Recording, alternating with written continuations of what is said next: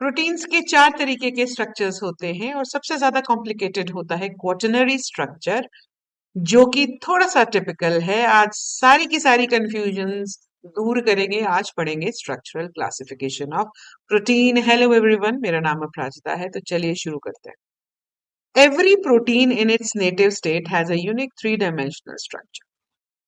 अब प्रोटीन का जो स्ट्रक्चर है वो 20 अलग अलग अमाइनो एसिड से मिलके बना है, ये हम जानते हैं, ठीक है। और हर एक स्ट्रक्चरल ऑर्गेनाइजेशन जो प्रोटीन की होती है उसका एक टिपिकल स्ट्रक्चर होता है। और अगर हम स्ट्रक्चरली प्रोटीन को क्लासिफाई करने की कोशिश करें तो ये 4 तरीके से हम क्लासिफाई करते हैं। पहला है प्राइमरी स्ट्रक्चर, दूसरा है सेकेंडरी स्ट्रक्चर, तीसरा है टर्शरी स्ट्रक्चर और लास्ट वाला है हमारा क्वाटरनरी स्ट्रक्चर। चलिए जी, तो अब अगर हम प्राइमरी स्ट्रक्चर की बात करते हैं तो प्राइमरी स्ट्रक्चर में आपके प्रोटीन की एक लीनियर चेन बनती है। This is the backbone of protein and here you can see that this primary structure of protein it is together linked by peptide bond. तो अगर हम प्राइमरी स्ट्रक्चर की बात करेंगे तो उसमें सिर्फ पेप्टाइड बॉन्ड एक तरीके की लिंकेज होती है, एक तरीके का जो स्टेबलाइज करने के लिए स्ट्रक्चर है। ये हमारा क्या है, पेप्टाइड बॉन्ड इसको स्टेबल करता है। ओके, एंड दूसरी चीज कि ये जो आपका प्राइमरी स्ट्रक्चर है it is a linear structure. ये प्राइमरी स्ट्रक्चर कैसा स्ट्रक्चर है, एक लीनियर स्ट्रक्चर है, लीनियर चेन लाइक स्ट्रक्चर है जिसको पेप्टाइड बॉन्ड होल्ड करके रखता है, ठीक है। अब आप अगर इस पूरे के पूरे स्ट्रक्चर को देखें तो ये तो पेप्टाइड बॉन्ड है, यहाँ पर पेप्टाइड बॉन्ड है, एक पेप्टाइड बॉन्ड ये है, एक पेप्टाइड बॉन्ड ये है। पेप्टाइड बॉन्ड बनने के बाद भी एक टर्मिनल एंड पर आप देख सकते हैं कि ये जो अमाइनो टर्मिनल ग्रुप है ये फ्री है, ये किसी भी पेप्टाइड बॉन्ड में इन्वॉल्व नहीं हो रहा है। और दूसरे एंड पे अगर आप देखें, दूसरे टर्मिनल एंड पे यहाँ पर कार्बोक्सिल टर्मिनल ग्रुप फ्री है।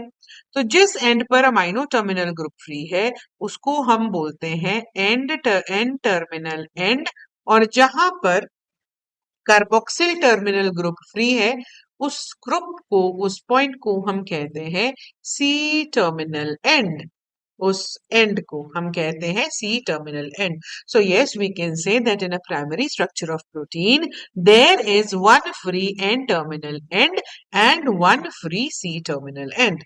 चलिए, so now moving on to the clinical significance of the primary structure. So we know that there are many genetic disorders which arise from the abnormalities in the amino acid sequences. जो आपका protein बनना चाहिए था वो protein नहीं बना। तो ऐसे जितने भी जेनेटिक डिसऑर्डर्स हैं हम उनके बारे में जान सकते हैं। कैसे जान सकते हैं, प्राइमरी स्ट्रक्चर को अच्छे से स्टडी करके कि प्राइमरी स्ट्रक्चर में जो डेविएशन आया है सीक्वेंस ऑफ अमाइनो एसिड में वो डेविएशन किस किस पोजीशन पर आया है। So we can compare the primary structure of proteins जहां पर भी म्यूटेशंस हो और हम उस कंडीशन के बारे में, उस डिजीज के बारे में और ज्यादा अच्छे से जान सकते हैं। Okay, so now moving on to the secondary structure of protein which is formed by the folding and twisting of the polypeptide chain. Okay, अब हम उसी लीनियर चेन की बात कर रहे हैं जिस लीनियर चेन में एक सी टर्मिनल एंड था और एक एन टर्मिनल एंड था। अब वही चेन ट्विस्ट हो गई, वही चेन फोल्ड हो गई और जो हायर ऑर्गेनाइजेशन बनी स्ट्रक्चर की, उस स्ट्रक्चर को हमने कहा that it is the secondary structure of protein. Alright, so in the secondary structure of protein there are two possibilities. One possibility is that कि आपका सेल है, सेल के अंदर प्रोटीन्स बन रहे हैं, इधर सी टर्मिनल एंड है, इधर एन टर्मिनल एंड है। दूसरा प्रोटीन बन रहा है, इधर भी सी टर्मिनल एंड है, इधर एन टर्मिनल एंड है और आपस में इसने हाइड्रोजन बॉन्डिंग कर दी। So that means in the secondary structure of proteins now there is involvement of hydrogen bonding in addition to the peptide bond. तो इसमें कितने तरीके की बॉन्डिंग आ गई? एक बॉन्डिंग इसमें आ गई हमारे पास पेप्टाइड बॉन्ड की, और दूसरी बॉन्डिंग इसमें हमारे पास आ गई हाइड्रोजन बॉन्डिंग की। ठीक है जी, दूसरी क्या आ गई हमारे पास इसमें? हाइड्रोजन बॉन्ड्स की। सो जो सेकेंडरी स्ट्रक्चर है, इसीलिए हम सेकेंडरी स्ट्रक्चर को कहते हैं कि ये दो तरीके से प्रेजेंट किया जाता है। One is the alpha helical and another one is the beta plated sheets. तो इस तरीके का स्ट्रक्चर जिसमें आपकी दो चेन्स में आपस में ही हाइड्रोजन बॉन्डिंग बनाई, इसको हम कहते हैं बीटा प्लेटेड शीट। और दूसरी पॉसिबिलिटी ये हो सकती है कि इस तरीके की कॉइलिंग हो जाए प्रोटीन के स्ट्रक्चर में, इधर सी टर्मिनल एंड और इधर एन टर्मिनल एंड। तो इस तरीके के स्ट्रक्चर को हम कहेंगे alpha helical structure. Okay, okay जी। सो अब सबसे पहले हम समझेंगे कि alpha helical structure, here you can see this is a typical alpha helical structure. अब अल्फा हेलिकल स्ट्रक्चर में हम दो तरीके की बॉन्डिंग की बात कर रहे थे। पहली बॉन्डिंग की हमने जो बात की थी वो थी हमारे पास peptide bonding. First type of bonding was the peptide bonding, और दूसरी बॉन्डिंग थी हाइड्रोजन बॉन्डिंग। अब हाइड्रोजन बॉन्ड किस किस के बीच में बनेगा, इसको समझने की कोशिश करेंगे। आप देखेंगे कि जो पेप्टाइड बॉन्ड बन रहा है, ओके, अब एक ही चेन में यहां पर ये जो चेन है इसके इसमें पेप्टाइड बॉन्ड तो है, पेप्टाइड बॉन्ड से ये लिंक्ड है, लेकिन हाइड्रोजन बॉन्ड बन रही है एक चेन में NH ग्रुप, और सेम चेन में जो CO ग्रुप था उसके बीच में हाइड्रोजन बॉन्डिंग बन रही है। ये सबसे important point. Okay, hydrogen bonding NH और CO ग्रुप के बीच में बनती है, जो इस अल्फा हेलिकल स्ट्रक्चर को एक्स्ट्रा स्टेबिलिटी देती है, because it is long, it is now long, and when it is folded, and the although hydrogen bond, it is a weak bond. Hydrogen bond कैसा है? वीक बॉन्ड है, but collectively जब बहुत सारे hydrogen bonds बन जाते हैं तो कलेक्टिवली वो स्ट्रॉन्ग बॉन्ड्स हो जाते हैं। ठीक है जी। अच्छा, अब इसका हम एग्जाम्पल देखेंगे। अल्फा कैरोटिन, मायोग्लोबिन, हीमोग्लोबिन और बहुत सारे जैसे काइमोट्रिप्सिन, इनका सेकेंडरी स्ट्रक्चर होता है। अब एक इम्पॉर्टेंट पॉइंट है कि एक टर्न में, अब ये इस तरीके का स्ट्रक्चर दिखाया है, अगर मैं इसको कहूं 3D में थोड़ा इस तरीके का स्ट्रक्चर है, ऐसा फोल्ड करके ये स्ट्रक्चर बना है, तो एक टर्न में हमारे पास 3.6 अमीनो एसिड्स होते हैं। दैट मींस इन द तीन तीन अमीनो एसिड पूरे, और चौथा अमीनो एसिड टर्न लेता है हमारा हेलिक्स में, है ना। तीन तो पूरे अमीनो एसिड्स आएंगे, चौथा अमीनो एसिड हमारा टर्न लेगा। अच्छा, और एक इंपॉर्टेंट पॉइंट और, कि पहला, जैसे सी टर्मिनल है फर्स्ट, और इधर एन टर्मिनल है, और लास्ट, ये जो पहला और लास्ट अमाइनो एसिड है, it will not participate in hydrogen bonding. ये हाइड्रोजन बॉन्ड में पार्टिसिपेट नहीं करेगा। कौन सा? पहला और आखिरी अमाइनो एसिड पार्टिसिपेट नहीं करेगा। ठीक है। अब एक इंपॉर्टेंट पॉइंट इसमें और भी है कि हमारे पास जो ग्लाइसिन है, हमारे पास जो प्रोलीन है, ये ऐसे हैं जो कि अल्फा हेलिक्स को डिस्टेबलाइज कर देते हैं। अल्फा हेलिक्स को ये सारे डिस्टेबलाइज करेंगे। अब हम बात करते हैं बीटा प्लेटेड शीट्स की।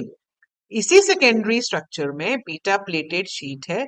अच्छा, एक इसमें आप पॉइंट नोट कर लीजिए, ये जो अल्फा हेलिक्स है ये पॉलिंग और कोरे ने दिया था। ठीक है, तो कई बार पॉलिंग और कोरे के नाम से भी ये पूछ लेते हैं कि describe the structure given by Pauling and कोरे।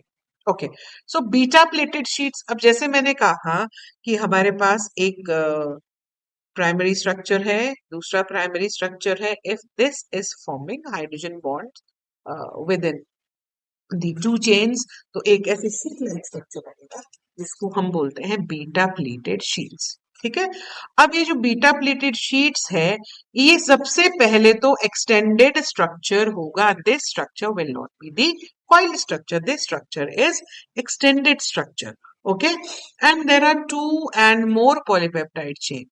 अब हम इस बीटा प्लीटेड शीट्स को या इस स्ट्रक्चर को आप ये देखें, ये this is the one polypeptide chain, ये ऊपर वाली इधर, this is one polypeptide chain and this is another polypeptide chain, and here you can see there is hydrogen bonding within between the chains. और यहाँ पर हम अगर देखें इस स्ट्रक्चर को पूरे ध्यान से, तो यहाँ देख सकते हैं आप एन टर्मिनल एंड है, यहाँ देख सकते हैं एन टर्मिनल एंड दूसरी तरफ को आया है, इसके सामने कौन सा है, सी टर्मिनल एंड, इस एन के सामने कौन सा है, सी टर्मिनल एंड है, दूसरी तरफ सी टर्मिनल एंड है, इसके सामने एन टर्मिनल एंड है। तो ऐसी शीट्स के अरेंजमेंट को हम कहते हैं that it is anti parallel beta plated sheets. और दूसरी तरफ when these appear in front of each other, here you can see the amino terminal ends, they are appearing in front of each other, so we are calling them parallel beta pleated sheets. And here on the other hand, the C terminal ends, they appear in front of each other.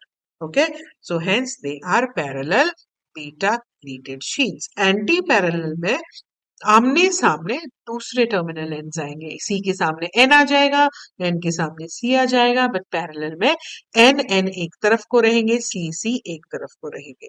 Okay, अब इसमें हमारे पास कुछ bends reason होते हैं, कुछ loop reason होते हैं, जो मोटिव्स होते हैं प्रोटीन के, वो भी हमारे पास आपके सेकेंडरी स्ट्रक्चर्स में होते हैं। ओके, अब हम बात कर रहे हैं क्वाटरनरी स्ट्रक्चर की। This is the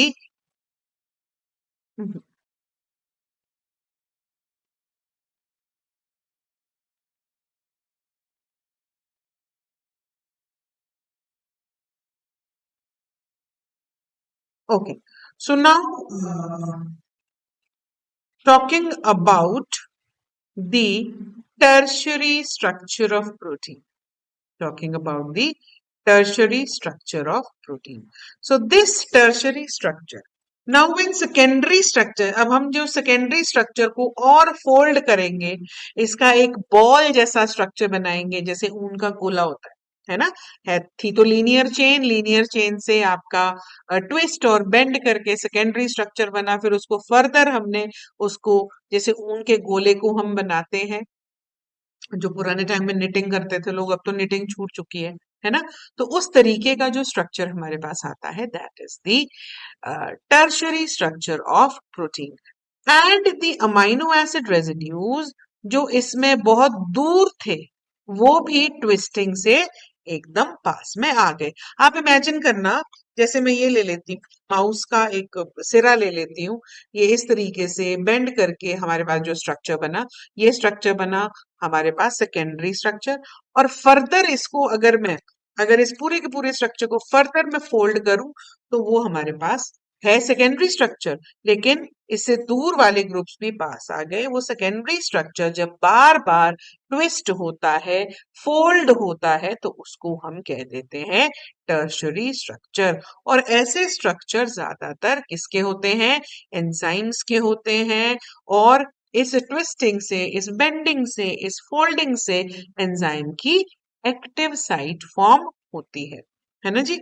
चलो, अब हम अगर क्वाटरनरी स्ट्रक्चर की बात करें, तो इसमें सेकेंडरी स्ट्रक्चर ही होगा, है ना। क्वाटरनरी स्ट्रक्चर में बहुत सारे जो आपके सिंगल सिंगल सब यूनिट्स हैं प्रोटीन की, वो मिलके एक फंक्शनल यूनिट बनाती हैं। Okay, so there are protein which contains two or more polypeptides, and these polypeptides they may be identical.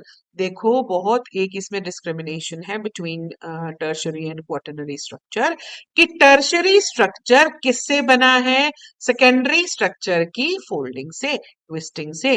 जबकि क्वाटरनरी स्ट्रक्चर की अगर हम बात करते हैं, तो इसमें अलग अलग स्ट्रक्चर मिलके एक प्रोटीन जब बना रहे हैं, तो वो क्या हमारे पास बन रहा है, वो हमारे पास बन रहा है क्वाटरनरी स्ट्रक्चर। ठीक है, वो हमारे पास क्या बन रहा है, क्वाटरनरी स्ट्रक्चर बन रहा है। और ऐसे क्वाटरनरी स्ट्रक्चर को हम क्या कहते हैं, ओलिगोमर्स कहते हैं। ठीक है। अब इसका एक जो एग्जाम्पल है वो एग्जाम्पल है हीमोग्लोबिन। इसका एक एग्जाम्पल क्या है? हीमोग्लोबिन है। और ये जो हीमोग्लोबिन है इसके पास 4 प्रोटीन्स के सब यूनिट होते हैं, है ना? 4 सब यूनिट होती है, 2 अल्फा होंगी और 2 हमारे पास बीटा होंगी। ठीक है, 4 सब यूनिट्स हैं, 2 अल्फा होंगी, 2 बीटा होंगी और इन्हीं अल्फा बीटा दोनों सब यूनिट से हमारा पूरा फंक्शनल स्ट्रक्चर बन जाएगा। पूरा का पूरा फंक्शनल स्ट्रक्चर बन जाएगा।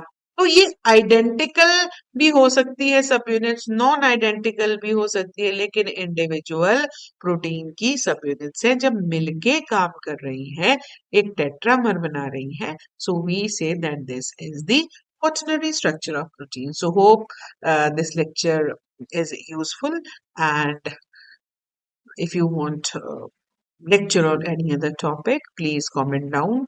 And for another forces responsible for the structure of protein, वो हम अगली क्लास में पढ़ेंगे. Till then, stay tuned. Thank you.